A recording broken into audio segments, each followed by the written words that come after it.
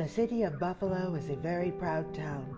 We've come from a Rust Belt past and emerged as a growing tech hub and thriving biomedical corridor. On the one hand, we're in the midst of a long-awaited renaissance, and our city has some of the largest, longest-running, and well-attended Juneteenth and similar cultural celebrations in the entire United States. On the other hand, a section of Buffalo has an entrenched poverty issue, the East Side, and which is predominantly Black and African American. East Buffalo is where a heated debate is now raging over the imposition and injustice of a so-called cap and stitch transportation proposal. It's concerning a state DOT project, the New York Route 33 Kensington Expressway, the 1950s era highway at the center of a massive $1 billion preservation initiative, supposedly concerned with reconnecting communities. What the Kensington Project will preserve is an antiquated, unwanted, unwelcome federal aid highway at all costs. The Kensington was and is an infrastructural barrier at least 20 years past the end of its project life cycle. Its overhead walk bridges were only supposed to last 40 years. The present-day Kensington Project is steeped in controversy over a perceived lack of community engagement tied to reality that, much like its forerunner from the 1950s, today's project was announced in conjunction with a dictated agenda, the cap and stitch. This proposed outcome is overwhelmingly opposed by a significant percentage of Buffalo's East Side neighbors. We prefer Humboldt Parkway's tree-lined canopy restored and its neighborhoods reconnected together again. We desire the Parkways and MLK Park's connectivity to Delaware Park repaired. We wish the Kensington Expressway removed. We'd like it remediated. There is much room for justice to be enacted here. Such demands reflect a holistic community redevelopment and environmental justice approach, unlike New York State DOT's. Our community also deserves a comprehensive environmental impact statement and a beneficial community benefit agreement. We are meeting and hearing from a number of our impacted East Side community neighbors in hope amplification of our stories, as told in our own words, will furnish a supportive documentation of the Kensington Project's underexplored effects, and so too, East Side residents' long-term and underreported trauma may finally be acknowledged. The next interview is going to be of Mr. Richard Dredd. He grew up and was born in the city of Buffalo, and when the Kensington Expressway project was being conducted, he used to play in the area that became the Kensington Expressway. We're going to be talking with Mr. Dredd, just as we did with Mr. Jones, about what Humboldt Parkway neighborhood and MLK Park used to be like during the 1950s, the 1960s. We're talking about New York Route 33, the Kensington Expressway. Thank you for joining us, Mr. Dredd. Well, thanks for having me. All righty, so can you just tell me, back when you were a child, what was the Humboldt Parkway neighborhood like? Who lived in the neighborhood? Was it mostly Black? Was it mostly white? Was it mixed? Did everybody get along? And what did the physical neighborhood look like, Humboldt Parkway? Well, it was predominantly Caucasian at the time, because I'm 74 years of age. I'm speaking about when I was 11 or 12 years old at the most, when they were doing that construction there. Prior to that, I'd like to let you know I come from a family of 13 siblings, and I'm the baby, right? And we didn't have a car. We was on social services back then. We called it welfare. So we used to walk over there to picnic on the holidays. And that was our go-to place, because we didn't have a car to get out to some of the other parks like Como Park to picnic during the holidays. So when they started the construction, they took that away from us, people in the community. And then we started, as kids, we used to run them down the dirt hills when they were doing the construction at the time. We used to play down there. And also, it was a famous place for guys to race their cars.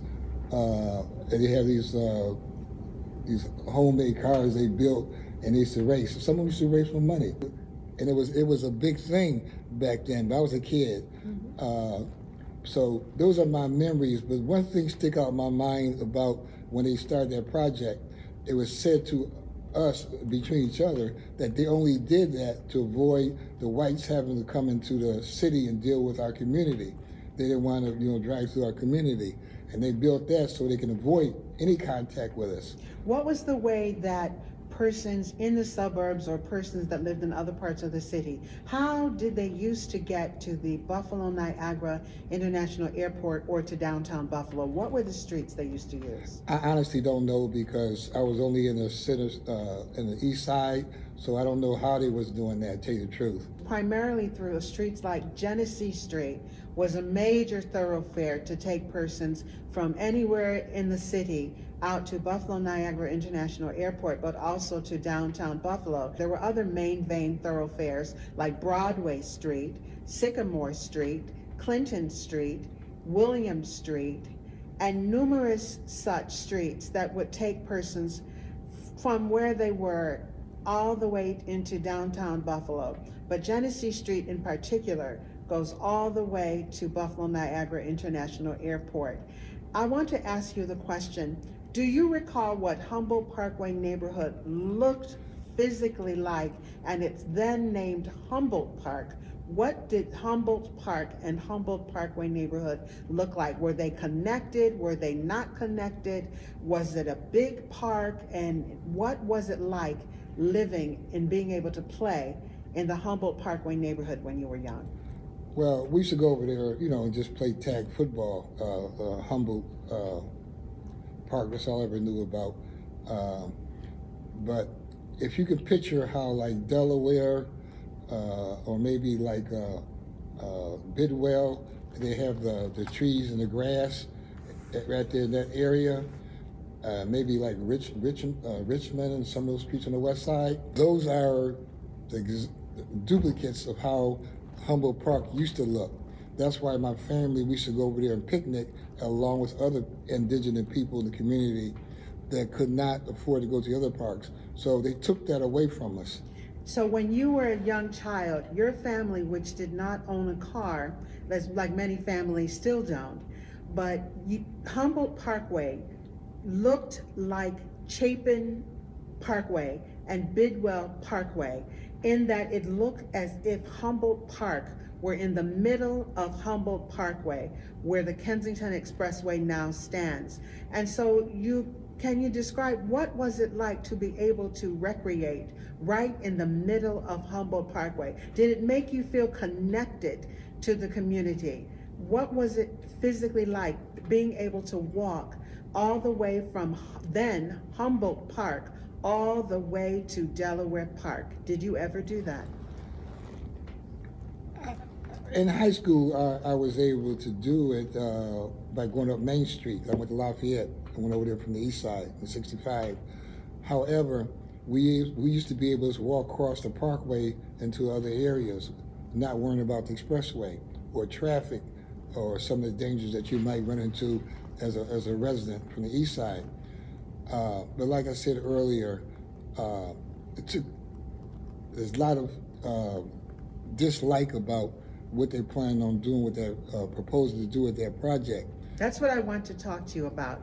New York State Department of Transportation arrived to Buffalo with $1.055 billion for a project involving and centered on the New York 33 Kensington Expressway. The proposal that the Department of Transportation brought to Buffalo was a narrow proposal. It seeks to preserve the Kensington Expressway by placing a $500 million concrete deck atop the expressway and a virtual park setting atop that promenade, and then to do major walk bridge repair work and retainer wall repair work, including the power stations that are going to be needed to supposedly remove greenhouse gas emissions from the air. There's going to be about 5 of those between Dodge Street and Sidney Street.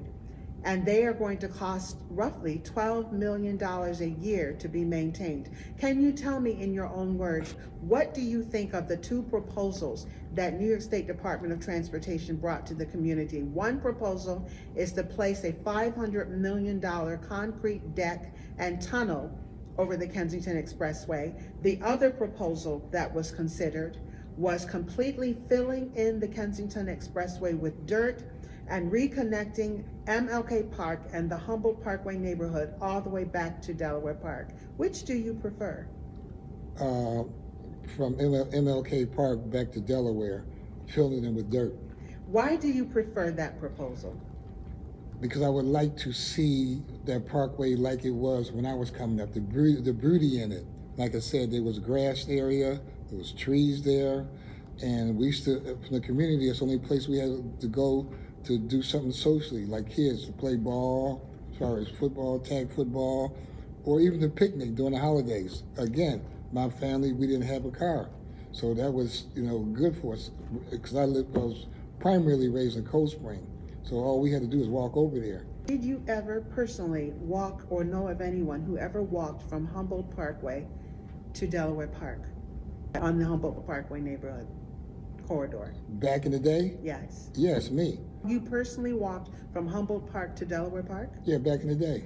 How long did it take you to walk? Oh, I can't remember, because I used to go to Delaware Park to play basketball, and also in high school I used to also jog, because I was boxing for the PAL, Police Athletic League. So I used that as my training to run out there to go to Lafayette. And so I did utilize it, in high school. But prior to that, when they were doing the construction, we only dealt with going over there to play socially, to play tag football and over the picnic. What do you think is the reason that New York State Department of Transportation did not bring the proposal to fill in the expressway and reconnect Humboldt Parkway neighborhood and MLK Park back to Delaware Park? What do you think could be the reason that the New York State Department of Transportation does not want to do that version of the proposal? Well, again, as a kid, we used to share in the community. They built that to circumvent having to come through the community to deal with the minorities in the community, and it kind of backfired on them in a way, because now they run into other problems with that construction, trying to do something further. But I just think it's another smokescreen reason they're trying to do that, to circumvent interacting with us in the east side. So you think that this racially motivated Kensington Expressway is a highway that even today racism is motivating its preservation? Without a doubt. And I like to say that because I'm somewhat speaking from experience. I retired from the State Department of Transportation, like in Harrisburg, the capital of Pennsylvania. And there was a affirmative action officer in contract and compliance. So I see a lot of things that's being done since I'm back home in Buffalo.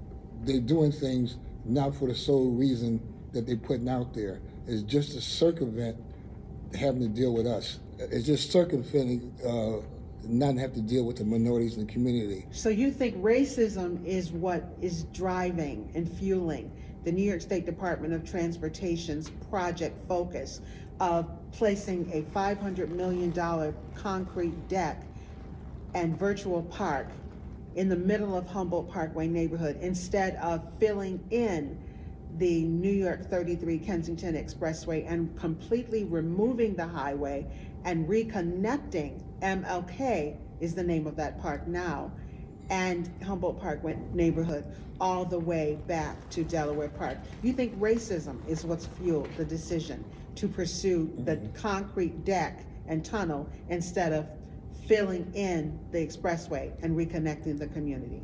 Well, like I mentioned to you earlier, my understanding is coming up as a kid when they was doing that construction, it was to circumvent interacting with the minorities in the community. And again, I think it kind of backfired them over the years. How? But I haven't been following this, for just listening to some people talk occasionally. I didn't get involved when they was having the meetings and stuff, because I still traumatized for what they did to us east side by getting rid of that Parkway back in the day. So I really didn't want to hear that because I figured like, here they go again with this BS. So as a 74-year-old person, this is where my mind is as far as they're going to do what they want to do. They did it back then. And I'm glad we got people like yourself out there fighting to support kind of things that I feel is the right thing to do. But I didn't do it. But I decided to talk with you to let you know what were some of the feelings back then about what they did with that Parkway. I want you, if you can remember, to share with persons what was being said, what were some of the conversations being had in the community as the expressway was being built, and especially after it was finished. Were Black people and brown people who lived in Humboldt Parkway neighborhood, by the time the expressway was finished, were they glad the expressway had been installed, or were they not glad? Well, they were glad in a way because they was glad the construction was over, but a lot of those people, white and Black, got affected by that construction because they would do a lot of, I guess, dynamiting and stuff, and a lot of those homes right there got, the foundations got, kind of raveled as far as some of the construction that they were doing, the how you say it, the dynamite they were using, whatever. The blasting. The blasting. So a lot of those things, and it's funny because, like I said, I haven't been following this, but I did listen to the radio. Some guy lived over there named Terry, maybe, and I was listening to some of the points he made. That is Mr. Terrence Robinson. He has a lawsuit now against the New York State Department of Transportation. Right, and I was listening. I'm saying he's saying the same things that the way I'm thinking. How it's going to affect the people not only on Humboldt Parkway. When you start blasting, you go a few blocks either way, those homes are going to be affected too. And who still live there? Us, minorities. So it kind of like supported my original thoughts of damage that caused in our community. And it only benefited those coming from the expressway as it is, those who come from the suburbs. Do you live in the Humboldt Parkway neighborhood now? I'm on near Jefferson and Utica, so I'm several blocks away now. You are actually in the nearby. There's the Humboldt Parkway neighborhood itself, then there are the nearby Humboldt Parkway neighborhood. So you are a nearby Humboldt Parkway neighborhood resident. Do you recall ever hearing that any company has ever addressed the damage that the Kensington Expressway's construction caused to Humboldt Parkway neighborhood and nearby Humboldt Parkway neighborhood homes? Has any company, to your knowledge, ever addressed that damage that the building of that expressway caused between 1958 and 1965? No, I'm not. Have you ever heard anyone who lives in the Humboldt Parkway neighborhood or in a nearby Humboldt Parkway neighborhood complain about a condition or a health ailment or even a disease that they developed because of the expressway? Have you ever heard that kind of conversation? No. Have you ever heard of any company ever addressing or doing a health study, including the New York State Department of Transportation today? Have you heard of any questions being asked about health conditions or health complaints associated with the Kensington Expressway's construction or its existence? No, and I'd like to answer that question by saying that I left here from Buffalo and went to Pennsylvania for about 35 years. So that's another reason why I haven't heard any of those things you talk about, complaints. Now that I'm back and they bringing this thing back about that expressway, it brings sad memories to me because I remember again when they were doing that construction, some of the damage that it caused, some of the foundations on those homes right there on Humboldt Parkway. And when I listened to the guy Terry on the radio the other day, because I haven't been following it, because I'm still traumatized by what they did to us when I was growing up as a kid, building that. Kind of things that he cited, how that affects those houses right there on Humboldt Parkway. It's kind of like, it's sad because he was saying some things I didn't even know. All I know is back in the day, the community, we was totally against it. we looked at it as the way they did that to circumvent interacting with the minorities in the community. They can drive right through, don't have to talk to you or see you. Mm-hmm. So, but I lived right there with a family that had a corner delicatessen on Raleigh and Maston, and they bought the house in Crystal people stay in now, and that was back in the 60s. So over the years they lost or whatever, but I still remember living in that house. And now I'm thinking, now this guy, I heard Terry talking, how that house is going to be suffering or will suffer from those blasts from construction. I used to live in that house with the Love family as a kid. So it made me start thinking, and I know some other prominent black families that's over there now, a lot of them. And I'm thinking, damn, they're going to have to go through this again? Can you, in your own words, just look right at the camera, what would you say in response to the question and talking directly to New York State Department of Transportation? What do you want done to the Kensington Expressway and in the Kensington Expressway project, and why do you want it? I would say to them to listen to the people in the community that's going to be adversely affected by this. And I would like for you to consider the filling in of the Parkway to get it back to what it used to be and how beautiful it used to be. And it was just like some of the other streets over in Bidwell, grass, trees, and a place where people can go and picnic. You didn't have to go to the parks, you know, like Humboldt Park, Chestnut Ridge, Beaver Island, and all that kind of stuff. You can, if you go walking distance, you can go right up to the park and just enjoy yourself, the holidays, having a picnic. So I would like for the people to realize how that truly affect the people in this community, especially the people on Humboldt Parkway. And again, I haven't been following this, so I was really hesitant to get out and talk until I talked to someone. They said, go there and share that. So I want to say that I'm still saddened and still, feeling a certain way about how that was done, and we didn't have any real input back in the day. And it seems like history repeats itself. They're going to do what they want to do. Like I said, I know how the game works. I'm retired from the State Department of Transportation.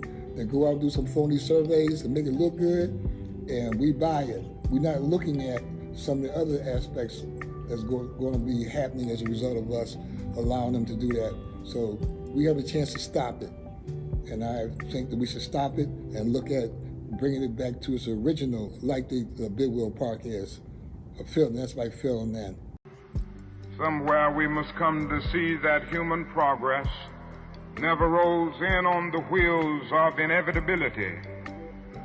It comes through the tireless efforts and the persistent work of dedicated individuals who are willing to be co-workers with God.